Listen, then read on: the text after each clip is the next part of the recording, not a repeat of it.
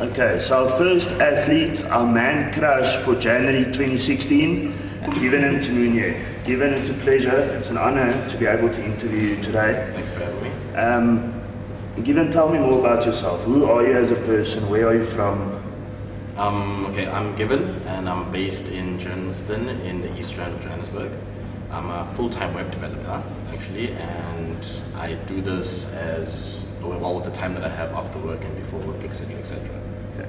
So here's just another proof that, you know, not all bodybuilders, fitness athletes are dumb. We can actually balance full-time web developer, someone with a full-time job, still being able to look as amazing as he does and win shows.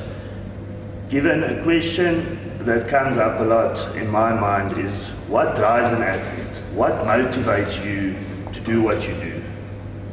For me, it's basically that what I found is that watching yourself grow and watching your body like transform and change is something that I find very interesting.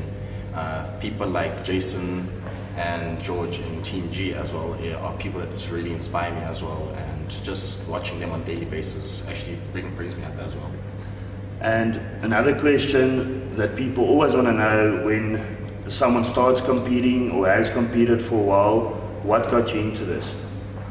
Well, what got me into this was that initially I did the Rossi Grand Prix back in May, and the reason for that was just to actually see where my body was in terms of my physique, in terms of everybody else in the country, and I could then base my decision on that as to whether I'd take it forward and do more competitions, which I actually wanted to do. That actually motivated me to actually become better and come in strong.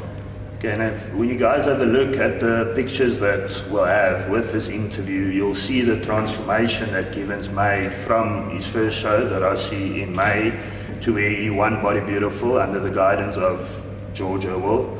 It has actually been incredible.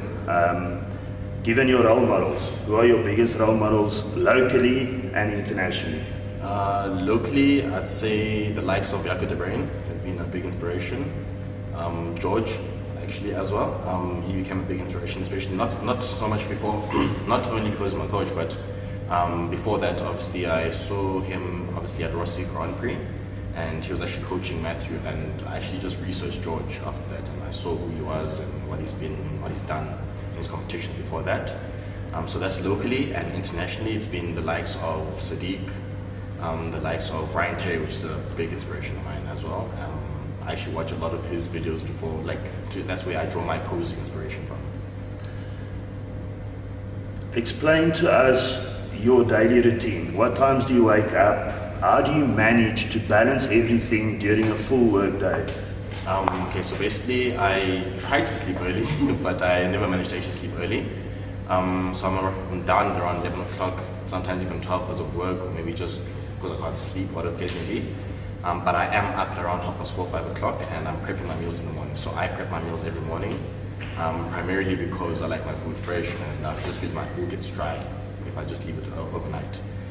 So that's in the morning, and then I usually do some cardio in the morning, head to work. I'm at work at around 7 o'clock, and I'm basically at work the whole day from 7 o'clock up until 5 o'clock. And from there I go have a gym session, and back home, that's my daily routine basically. Okay, before we get George, your coach, involved in the interview, I want to know from you, what are your own personal goals and plans for 2016? For 2016, I plan to bring in a better physique, to inspire more people as well, to motivate others as well, just to show them that it is possible. And that's my goal for 2016, and to obviously hit the international stage. That'll be very nice. Okay, just the last question, which shows are you planning to do? Shows I'd like to do next year is the WBFF, and see how it goes then, maybe hopefully an international stage here internationally. I'm not too sure which one it will be, but hopefully I do well at the WBFF. Perfect. Okay, so we're involving George, Given's coach, in the interview now. George, just from Given's coach's perspective, what are your plans for him for 2016? What are you looking to improve on Given's physique? And what are you wanting to achieve? Starting with Given, looking at from Rossi this year, building up to Body Beautiful, we had to change his symmetry, get more balance, Given weighted in it to show 75 kilos. Looking for 2016, adding up some weight, looking at picking up Given 81 to 82 kilos on stage next year. The dense muscle this guy have in the frame he's got is unbelievable, and working with an athlete like Given has been a pleasure. Athlete so committed. Can't wait to see what we bring in 2016. And this is not a nice question for any athlete to ever hear an answer to. What are Given's weak points that you're looking to pick up for 2016? Looking at federations, we WBFF having shorts.